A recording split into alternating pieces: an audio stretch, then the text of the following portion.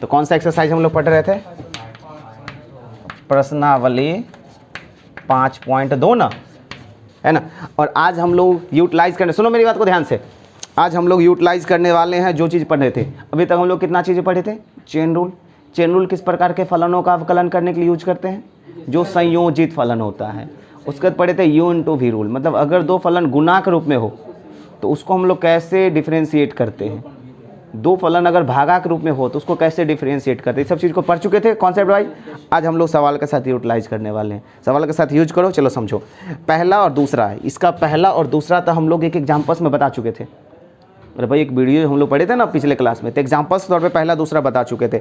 तीसरा भी एकदम सिंपल है भाई, तीसरा में कोई लोचा नहीं है, समझ रहे हैं ना, एकदम सिंपल तीसरा है। चौथा को हम लोग देख लेते हैं एकदम ईजी में। चौथा क्या है आपके पास? Sec tan root under x। Function को डिनोट कुछ से नहीं किया तो हम लोग किसे डिनोट करेंगे? y से। देखिए पहले फलन का नेचर देखिए, क्या फलन संयोजित है? देख रहे हैं ना, सेक के अंदर tan डाला गया, tan के अंदर रूट डाला गया, फलन संयोजित है। अब मुझे इसका क्या पूछ रहा है? dy बाई dx पूछ रहा है, ध्यान से देखिएगा। तो अब हम dy बाई dx ज्ञात करते हैं। तो सबसे पहले क्या करेंगे? दोनों तरफ dy बटा dx चिपकाना है। आप जरूर देख लेना तीनों क्लास, तब आपको मजा आएगा, समझिए ना, A to Z समझ में आ जाएगी। दोनों तरफ हम क्या किए? डी बटा डी एक्स चिपका दिए, तो y तो था ही, डी बाई डी एक्स चिपका दिए, तो इधर भी चिपकेगा डी सेक tan रूट एक्स। पल्ले पड़ गए, दोनों तरफ डी बटा डी एक्स चिपका दिए, बाकी सब सेम है। अब क्या इसमें चेन रूल लगेगा? पढ़िए इसको, डी सेक मतलब ये टोटल x के जगह पे है और नीचे में x जगह पे x है। तो सबसे पहले चेन रूल शुरू कर लेते हैं, d y by d x. तो शुरू हो जाए, डी सेक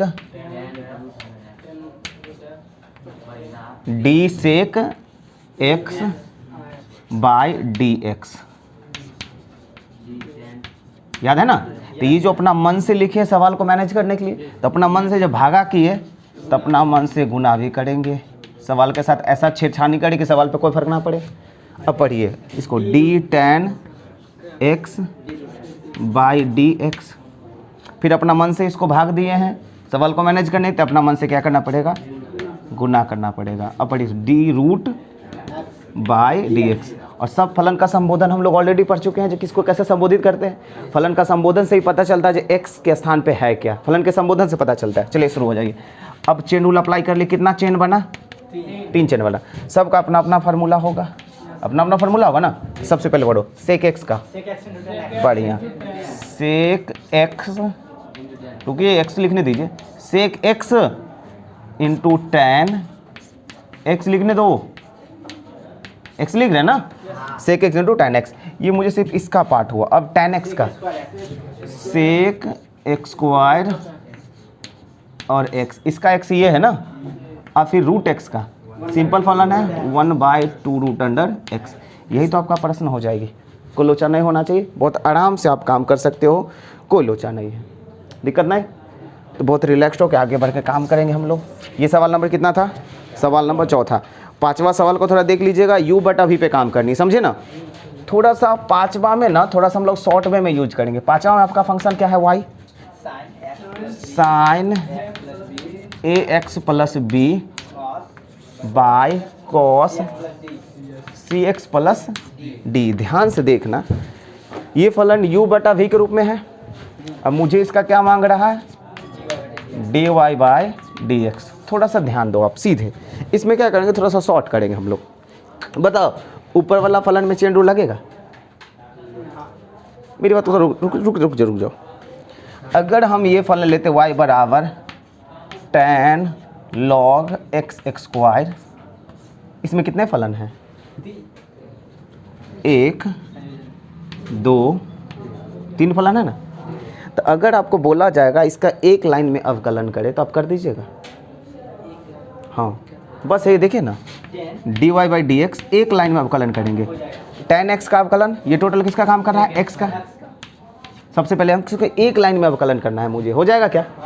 एक लाइन में अवकलन करना है, चेन रूल लगा के। सबसे पहले tan x का सेक स्क्वायर x, किसका होगा? ये tan x का हुआ है। फिर अब अंदर वाले का होगा log x का होगा, तो log x का 1/x, क्योंकि log के लिए ये x है ना, log x का हो गया। अब किसका होगा, एक्स स्क्वायर का। एक्स कितना हो जाएगा 2x, हो गई ना काम, है ना। तो अब आपको क्या करना होगा, जरूरी नहीं जो हमेशा प्रोसेस बढ़ाएंगे, जैसे प्रोसेस बढ़ाएंगे तो सवाल लेंदी हो सकती है, क्योंकि सीखने के लिए हम लोग सिर्फ प्रोसेस का यूज करते हैं, समझे ना। कि अगर आप प्रोसेस बढ़ाओगे तो सवाल लेंदी हो जाएगा, आपको बिल्कुल गंदा लगेगा देखने में, समझे। सामने वाला ये चाहता है जब सीखो प्रोसेस से, बाकी आप थोड़ा सा स्टेप मिसिंग करो, समझ रहे हैं। उसी प्रकार का हम उदाहरण तौर पे एक और आप देखें तो मेरे सामने एक और देखें तो, अगर मेरा फंक्शन y बराबर tan cos tan inverse x, ये एक जटिल फलन लिया आपको, और मुझे इसका चाहिए डिफरेंशिएशन, इसका dy बाई dx चाहिए, एक लाइन में कर दोगे क्या। सबसे पहले तो tan x का करेंगे, ये x है, tan x का sec स्क्वायर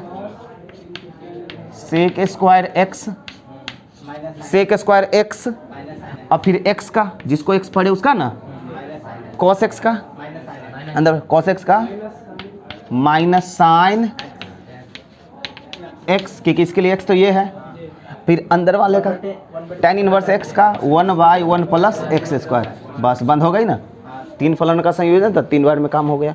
तो क्या अगर आपको प्रश्न को देखने से अगर 1 लाइन में आपको दिख जाए जो हम डिफरेंशिएशन कर लेंगे तब कर लेना, आप प्रोसेस यूज उसी में करना जो थोड़ा सा जटिल लगे, समझ गए ना।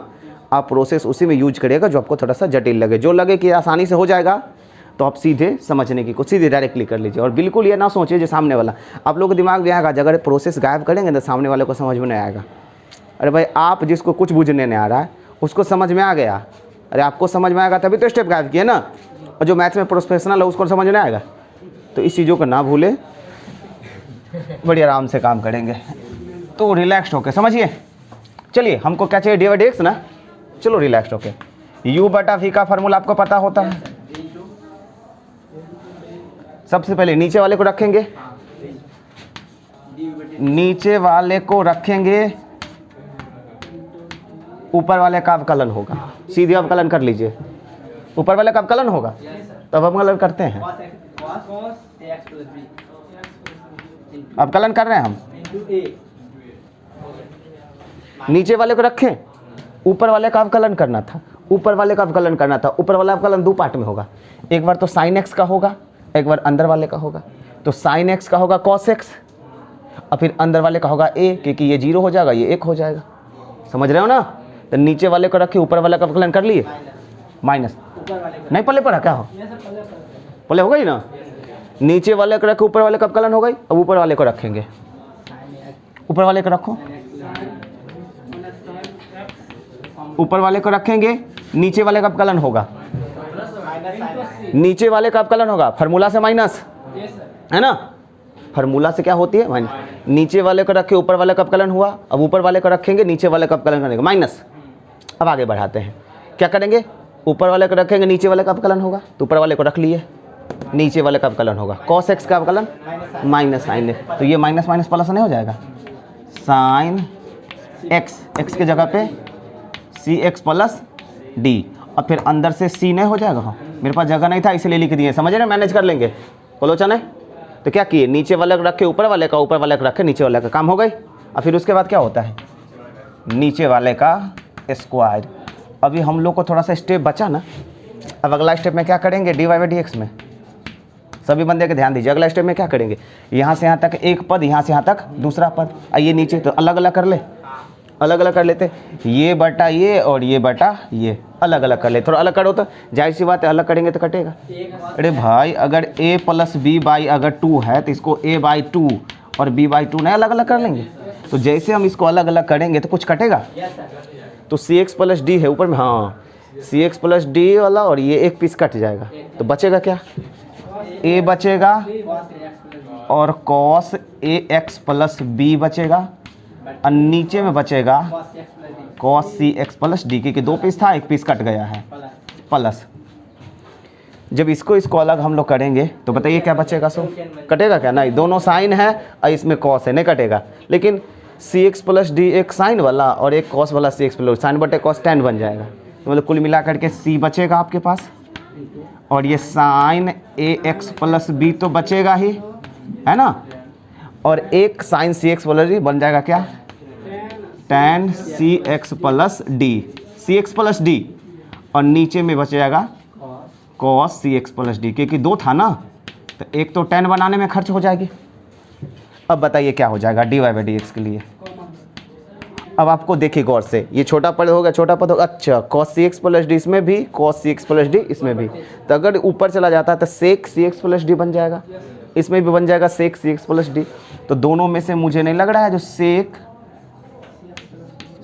सी एक्स प्लस डी को हम लोग ले लेते हैं कॉमन, तो यहाँ से क्या बचेगा a into cos A x plus B plus यहाँ से क्या बचेगा c इंटू साइन ए x plus B into tan C x plus D. आप लोग लाइन में लिखिएगा, मेरे पास जगह नहीं था, ये सब का सब नहीं बच गया, ये आपको बन जाएगा आंसर के रूप में। थोड़ा सा विचित्र बनेगा, हम लोग कल वाली चीज़ों को रिपीट करना पड़ा, मजबूरी है मेरी, नहीं तो घर पे 2 घंटा मेरा काम बढ़ जाता। ये रहा सवाल नंबर कौन सा, 5वां, तो इसको नोट कर लो, है ना। जल्दी अगला सवाल क्या देखते हैं, छठा ना, सभी लड़के एक ध्यान यहाँ होना चाहिए। छठा में मेरा क्या फंक्शन है, छठा में आपका फंक्शन है cos x cube into sine square x का पावर 5। ध्यान दीजिएगा, फंक्शन को डिनोट हम y से करेंगे।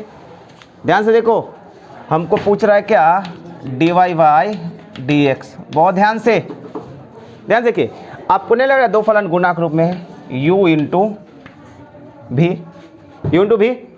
अब u इंटू भी देखिए दोनों में चेन रूल लगेगा, क्या ये सिंपल फलन है, क्या u सिंपल फलन है, क्या ये सिंपल फलन है, बिल्कुल सिंपल फलन है। आइए हम लोग शुरुआत करते हैं। सबसे पहले मुझे दोनों तरफ डिफरेंशिएट करना पड़ेगा, dy बाई डी एक्स, शुरू हो जाइए, d सिंपल कर लेते हैं। क्या नियम, दूसरा को रखेंगे, दूसरा को रखेंगे और पहला का अवकलन करेंगे। एक काम करते हैं, एक ही बार में अवकलन करते हैं चेन रूल लगा करके, दूसरा को रखे हैं, पहला का अवकलन करेगा, मतलब cos x cube by x cube. ध्यान से देखने की तुरंत कोशिश करेंगे, क्या समझ में आया क्या, ये इसका पार्ट हुआ ना, दूसरा को रखे पहला का अवकलन किए, चेन रूल गए, प्लस प्लस होती है इसमें, दूसरा को रखे पहला का अवकलन किया, पहला को रखेंगे, पहला को रखेंगे और दूसरा का अवकलन करेंगे, दूसरा का मतलब साइन स्क्वायर एक्स का। आपको बताया गया था, गौर से आपको याद होगा, जो साइन स्क्वायर एक्स को आप साइन एक्स का स्क्वायर लिखें, साइन स्क्वायर एक्स को लिखो साइन एक्स का स्क्वायर, तभी आप सेट कर पाएंगे। दूसरा को रखे पहला का हो गई, और पहला का रखे दूसरा का करते हैं, दूसरा का करिए तो पल्ले पड़ी क्या, साइन स्क्वायर एक्स को हम साइन एक्स का स्क्वायर नहीं लिख रहे थे, अब इसको पढ़िएगा, डी एक्स का पावर n। जब भी पावर में कोई अंक हो तो उसको बहुपद से संबोधित करते हैं ना, x to the power n, इसको पढ़ेंगे डी एक्स का पावर n, मतलब x किसको संबोधित कर रहे हैं, इसको, तो डी एक्स के power n by d x, समझ रहे हैं ना। अब ये चीज़ अपना मन से ऊपर में डालना पड़ेगा, डी साइन एक्स के पावर 5। अब इसको पढ़िए, D sine x by d x, अपना मन से ऊपर डालना पड़ेगा। अब इसको डी एक्स को, अब देखो सिंपल एक्स में मैच कर गया, मतलब ये अलग चेन बना। ये तो हम लोग पूरी प्रोसेस का यूज किए। अब क्या करना है, अगला स्टेप में आपको देखनी है, फॉर्मूला अप्लाई करनी है। फार्मूला शुरू हो जाइए। यहाँ तो साइन स्क्वायर एक्स का पावर 5 तो है ही, जो कहते हो, बताओ इसका क्या होगा सर, कॉस एक्स का माइनस साइन एक्स, ये हो गई। इसका मुझे लग रहा है 3x स्क्वायर, बहुपदीय फलन का सर पे वाला कहा गया, जितना पावर उतना एक कम, पूरी अच्छी तरह चर्चा कर चुके हैं। प्लस कॉस एक्स क्यूब, तो ज्यों का त्यों मुझे लेना पड़ेगा।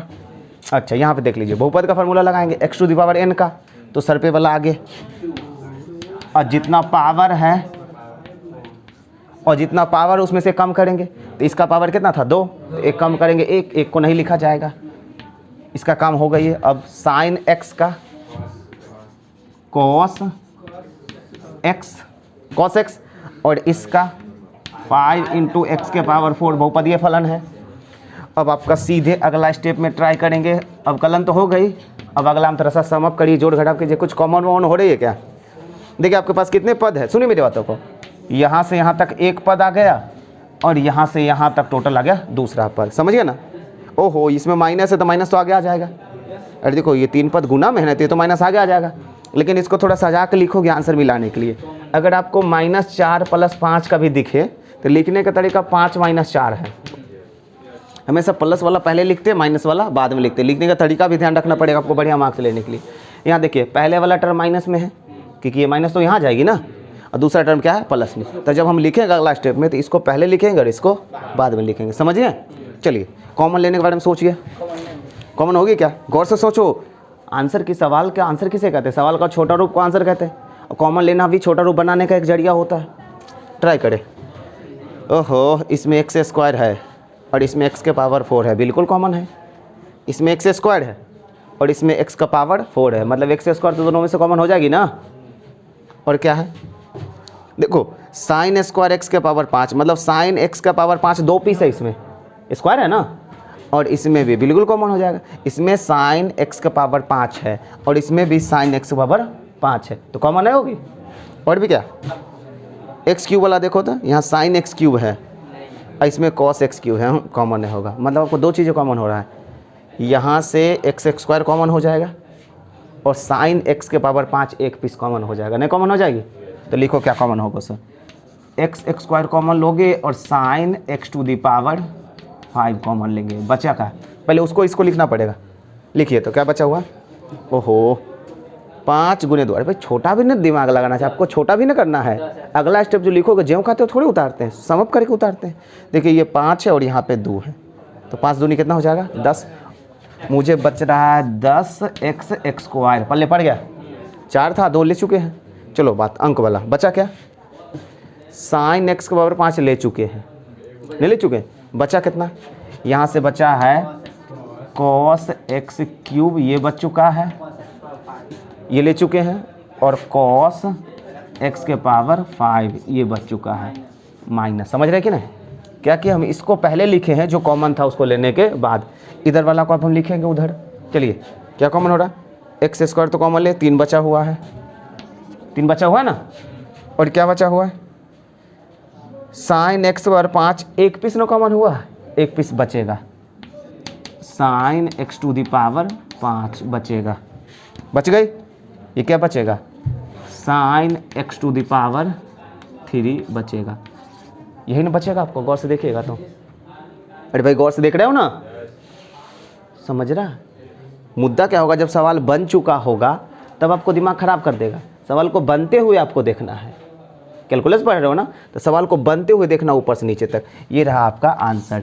थोड़ा सा ना यहाँ पे नियम कानून गड़बड़ा जाता है। आप जब आंसर मिलाओगे तो ये पहला ऐसा एक्सरसाइज है जिसका आंसर बड़ा होता है प्रश्न से।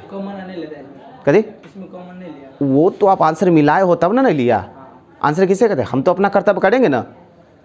आपको एग्ज़ाम हॉल में कोई आंसर की नहीं रहेगा, तो आपको क्या करना पड़ेगा, अपनी कॉन्फिडेंट के हिसाब से छोड़ना पड़ेगा। आप सवाल को वहाँ तक ले जाकर छोड़े जहाँ तक आपसे हो सकता है, समझे ना। बाकी सब में कॉमन ले रखते हैं हम लोग, कॉमन लेके काटते खोटते हैं। इसमें जब कॉमन हो रही है तो हम क्यों नहीं लेंगे, हम ले लेंगे कॉमन, समझ रहे हैं ना। एक रत्ती आपको मार्क्स में इधर उधर नहीं किया जाएगा, पूरी तरह से उम्मीद पे काम करे, समझ गए, पूरी तरह उम्मीद पे काम करे, बढ़िया मार्क्स आएगा। तो ये रहा सवाल नंबर कौन सा, 6ठा। 7वां देखते हैं, 7वां देखेंगे। मेरा फंक्शन क्या है, 2√(cot x²। फंक्शन को किसे डिनोट करते हैं, y से। फंक्शन को डिनोट करते हैं y से। अब मुझे इसका डिफरेंशिएशन करनी है, मतलब आपको चाहिए dy/dx। समझिए थोड़ा सा जटिल फंक्शन है क्या। चेन रूल लगाएंगे, इसमें न u × v लगेगा न u/v लगेगा, चेन रूल से काम हो जाएगा। तो दोनों तरफ सबसे पहले हम अवकलन करते हैं x के सापेक्ष, dy/dx। शुरू हो जाइए, d2√(cot x²/dx। क्लियर है, d/dx चिपका लिए हम लोग। चलिए आगे बढ़ करके चेन रूल पे सेट करते हैं इसको। 2 तो मुझे लग रहा है कांस्टेंट है, कॉमन ले लेंगे, तो बचेगा कितना, d√cot x²। पढ़िए चेन रूल पढ़ते हैं, d√x, मतलब ये x का काम कर रहा है ना, d√x/dx। बिल्कुल समझ आना चाहिए, चेन रूल हो रही है, d√x, यही ना x का काम कर रहा है, बाई dx। फिर इस चीज़ों को भागा दिए तो अपना मन से गुना भी करना पड़ेगा। अब इसको पढ़िए, d cot x by d x, याद है? अपना मन से भागा दिए हैं तो गुना भी करना पड़ेगा। अब ये सिंपल फलन आ गया डी एक्स का power n by d x. कितना चेन बना? 3 चेन बना। तीनों का फार्मूला अप्लाई कर लेंगे, d y by d x. कितना हो जाएगा? ये तो 2 है ही। रूट एक्स का अवकलन चौक चाहिए सर ना, आधा को दे देते हैं। रूट एक्स का अवकलन 1/2 रूट एक्स, तो 1/2 रूट, लेकिन एक्स की जगह पर हम वही लिखेंगे ना जो मेरा है, 2 रूट एक्स। इसका कॉट एक्स का minus cosec square x, formula हमेशा याद होना चाहिए, minus cosec square x. X के जगह पर वही लिखेंगे जो मेरा एक्स है, माइनस है, और एक्स स्क्वायर कितना होगा? 2x। क्या हम लोग डिफ्रेंसिएशन कर लिए? अब अगला स्टेप में थोड़ा सा सम अप कर लेते हैं, समेट देते हैं, समझ गए? और आपको बताया जाएगा, जो समझ करके छोड़ दीजिए, समझे ना? आंसर नहीं मिलेगा तो घबराने की जरूरत नहीं है, आंसर को थोड़ा अलग अलग तरीके से बढ़ाया गया है। आइए हम लोग देख लेते हैं। तो कुछ कटेगा क्या? ये कट जाएगी तो बच्चे को ऊपर वाला गुना कर लो, minus 2x cosec square x, cosec square x बटा नीचे क्या बचा? Root under cot x x square. कोई दिक्कत नहीं होना चाहिए। ये आपकी आंसर हो जाएगी 7 नंबर का, समझ गया ना? एक 8वां सवाल भी है, आखिरी सवाल जिसको देख लो। 8वां नंबर में क्या है? आपका फलन है कॉस रूट एक्स। देखो काफ़ी सिंपल फलन है, एक राउंड में पढ़ आ जाएगा। तो दोनों तरफ हम डी बाई डी एक्स करते हैं, डी बटा डी एक्स चिपकाते हैं। देखिए एक के बार में कर लेते हैं, डी कॉस, ध्यान से पढ़िए, D cos x by d x. फिर अपना मान से इसको गुना कर लेते हैं, सही है? 2 राउंड में आपका काम हो जाएगा। कॉस एक्स का माइनस साइन एक्स और रूट एक्स का 1/2 रूट। अगला स्टेप में थोड़ा सा सम अप कर लेते हैं। ऊपर में कितना हो जाएगा? Minus sine root under x by 2 root x. यही ना आपका आंसर हो जाएगा। तो ये रहा सवाल नंबर 8। अब मेरी बात थोड़ा समझिएगा, 9वां और 10वां को अभी हम लोग छोड़ेंगे, समझ रहे ना? मेरी बात थोड़ा समझिए, समझिए गौर से समझिए। अभी जो हम लोग 4 दिन का क्लास लिए, जो क्लास लिए हैं उसमें आपको बताया गया होगा, सबसे पहला क्लास हम लोग क्या देखे थे? वैसे फलन जो अवकलनीय है, और जो कि मेजर्स फलन जो अवकलनीय होते हैं वो कितने होते हैं? 5। आइलेट के बारे में बता चुके हैं। ये कुछ आइलेट फंक्शन होते हैं जो मेजर फंक्शन होते हैं, जो अवकलनीय होते हैं, जिसका अवकलन समाकलन आपको पढ़ना पड़ेगा। लेकिन अभी तक तो हम लोग सिर्फ ये ना देखे थे जो कौन फलन अवकलनीय होते हैं और अवकलनीय फलन का अवकलज होता क्या है। लेकिन हम लोग अभी जाँच करना तो नहीं सीखे हैं, जो किसी फलन की अवकलनीयता की जाँच करे। अभी तक आप लोग को ये चीज़ नहीं सिखाया गया, किसी फलन, कोई भी फलन जो अवकलनीय है या नहीं है, और अगर है तो जांच करके बताइए। जैसे संतता की जांच करना तो सिखाए थे ना हम लोग, तो कोई फलन अवकलनीय है या नहीं है वो तो आपसे बोल दिए हो हाँ या ना, लेकिन जांच करके दिखाना होता है। तो अभी वो चीज़ हम लोग नहीं सीखे, कोई फलन अवकलनीय है या नहीं है, इसकी जांच हम लोग नहीं सीखे हैं। और ये जो दूसरा सवाल है वो जांच पर है, कि देख लीजिए, सिद्ध कीजिए कि फलन फलना एक अवकलनीय नहीं है। अब देखिए गौर से, आपको 9 नंबर प्रश्न में कैसा फलन दिया हुआ था? एक मापांक फलन दिया गया है। 9 नंबर प्रश्न में कैसा फलन दिया गया है? मापांक फलन, मतलब मॉडुलस फलन जो है, और प्रश्न कह रहा है सिद्ध कीजिए कि यह जो मॉडुलस फलन है वो अवकलित नहीं है। और कितने फलन जो होते हैं अवकलित होती है? आइलेट। आइलेट में कभी भी मापांक फलन नहीं आता है, याद है ना? मतलब ये अवकलनीय नहीं है, बस जांच करके मुझे सिद्ध करके बताने के लिए करा है, जिसका चर्चा हम लोग नहीं किए, करेंगे बड़ी आराम, समझे ना? पहले चैप्टर में घुसिए ना, थोड़ा आगे बढ़िए। देखिए अब ये हम लोग शुरू कर लेंगे, थोड़ा सा लोचा हो जाएगा। पहले अवकलन के बारे में ढेर सारे सवाल बना लेते हैं, तब एक क्लास लेकर के जांच करना सीख लेंगे, कोई दिक्कत नहीं होना चाहिए। तो इस सवाल को अंडरलाइन करके छोड़ दे बाद के लिए। 10वां नंबर में भी वही कह रहा है, सिद्ध कीजिए कि महत्तम पूर्णांक फलन फलना और फलना पर अवकलित नहीं है, समझ गया ना? तो ये सब हम लोग तब सवाल अच्छे से बना पाएंगे जब किसी फलन की अवकलनीयता की जांच को सिखा दिया जाएगा। तो इसके लिए एक अलग क्लास लेंगे, अभी फिलहाल इसको दबाइए, समझ गया ना? अवकलन करना सीखिए, जो कि ज़्यादा महत्वपूर्ण है। चलिए, तो ये सवाल आपका चैप्टर खत्म होगा, इस दोनों को अंडरलाइन करेंगे, जिसके बारे में एक क्लास में क्लियर कर देंगे कभी भी, वो भी लास्ट में। तो ये रहा एक्सरसाइज, इसको खत्म करिए, हम नए एक्सरसाइज में घुसते हैं, जल्दी खाली करिए।